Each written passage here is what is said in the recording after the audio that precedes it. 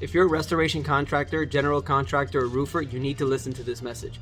Are you tired of not getting your claims paid? Are you tired of submitting a supplemental payment and them just basically shutting you out? Are you tired of being on hold waiting for the desk adjuster, sending emails and not getting anything in return?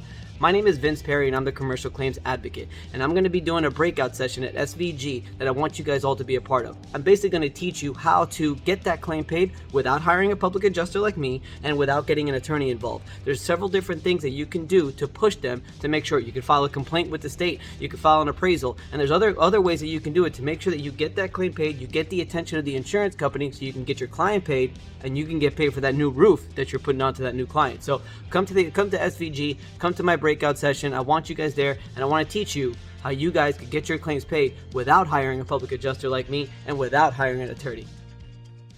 If you try to grab this, you see that right there? People, that's called energy, elevating the industry.